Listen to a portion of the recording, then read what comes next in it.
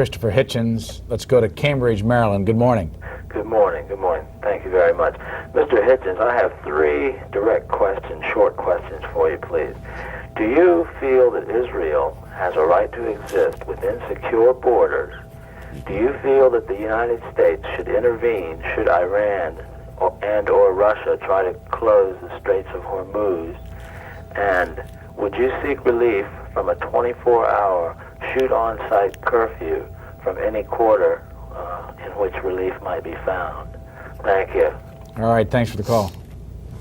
Very good questions, and I think I know what you're trying to pin me down on. On the first, yes, I do, but I think the securely recognized borders should not allow for Israeli colonization or occupation of the territory of its neighbors, which is what it's doing now. The right to exist argument has been used now to the point where what it's going to mean is that the Israel you're talking about will include the annexed and illegally occupied West Bank. So the right to exist argument is going to rebound on those who use it unclearly and who don't say what they mean by Israel. It's very interesting, the Israeli government has never said where it thinks the borders of Israel really ought to be and what it would settle for. I think it would be an immense help if Israel's going to insist on the right to exist, if it tells us where it thinks Israel's boundaries should be. Every other country does do that. I'd better give you the straight answer. I think Zionism, the idea of building a state of Jewish farmers on Arab land in the Middle East, is a stupid idea to begin with. I've always thought so. My mother wanted to go and be a Zionist immigrant at one point. I tried to talk her out of it. It's been a thing in my family. I think it's a bad idea. I think it's a messianic idea. I think it's a superstitious idea. And I think so the idea of Israel's right to exist is... Well, no, now that it's there... has no play with you. Many states are founded on injustices or foolishness and bad ideas. And boundaries are drawn by all kinds of political... Yeah, it doesn't mean that anyone can just come and evict or destroy them. And I'm not saying that. But I think I'd have to say, so as not to seem shady, yeah. I've always thought it's a silly, messianic, superstitious nationalist idea, and it's a waste of Judaism. And it guaranteed a quarrel with the Arabs because it meant we're going to take away from you what's most precious, your land, by trying to make Jews into peasants. Already a silly idea. That's not the way to rescue Central European Jewry, make them into farmers in Palestine. Guaranteed an injustice to the Arabs, which now anyone can see, and is now entering its third, fourth generation. Fourth generation of Palestinians brought up either in exile or dispossession or under occupation and humiliation. And now we know that something has to be done to address what is part of the original, let's not call it original sin, original misconception of the thing. So I've been writing in favor of Palestinian homeland all my life, and I'm no more, no less in favor of it than I was because of recent events. And now the Bush administration is in favor. It's a matter of principle. And now the Bush administration is in favor of it. Well, yes, they were edging towards it. It's a pity about the timing, because they were edging towards it before. I don't want it to look as if they did it as a concession. But it should be a matter of principle. If Jews born in Brooklyn have a right to a state in Palestine, then Palestinians born in Jerusalem have a right to a state in Palestine. Anyone who doesn't agree with that principle, I think, is suspect. I think most people do. They do, but but why in that case do we have the one and not the other? After all, it's America that pays for all this and arms the Israelis and is very much involved in it. If it's a matter of principle, then we should have witnessed to it a bit more forcibly than we did. On the point of purchase, I'd like to take up on a single word, very important. You wouldn't say, would you, that the United States has no purchase on the government of Israel? No, I wouldn't. No. I mean, in other words, if the Israelis are going to continue to build settlements in an identifiable, just a single suburb of Jerusalem, where most of the Arab population can produce documents proving they've owned their homes since before the British Mandate. If American policy can't get them to stop building in that one identifiable suburb of Jerusalem, then there's no such thing as leverage or purchase. And Obama went to all the trouble to point out that this is a terrible thing. He should have said more than he did, in my view, that it's theft as well as an obstacle to negotiations, and then walked away from that.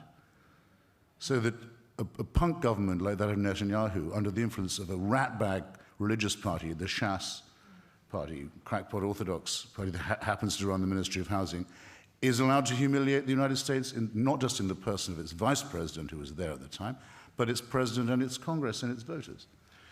And immediately the president backpedals, and now he's being attacked by some leading American Jewish organizations as being, in principle, anti-Israel. So he's had a fight with one of the Democratic Party's most important voting blocs. He's done nothing for the Palestinians, and he's made himself look like a jerk. This is not impressive. But when was American policy in the Middle East impressive? Well, actually, I'll give you an example. When George Bush Sr. Said to the Israelis, if you go on like this, I will ask Congress to suspend your loan guarantees, I thought that was extremely impressive. And so did everyone else in the Middle East, and it led to the nearest we've ever had to a proper peace conference. That was in Madrid. Bill Clinton chose to run that year from the right against Bush, saying that he thought Bush was being soft on Cuba, just like Kennedy. Thought Eisenhower and Nixon were being soft on communism in Cuba, and also from the right on Israel, saying if he was president, the Israelis would not be subjected to this kind of pressure. So the last time that there was an impressive American policy, it was a Republican administration, and it was undone by the hero of every liberal in this room. Good morning. Great. I like your type of argument. You basically have intellectual discussion instead of a screaming argument. I'm a libertarian. I'm basically on the opposite side of the spectrum as you. But I wonder if you could clarify a couple things for me. I believe Palestine was the entire area covering Israel and Jordan. I wonder if you could tell me at what point the Palestinians went to Jordan, and I realized they were kicked out when they blew up some passenger jets or something. And are you familiar with that? Yes, I think more than you are, by the sound of it. I'm not sure, well, go ahead. Basically revolved around the Palestinians that were from Israel.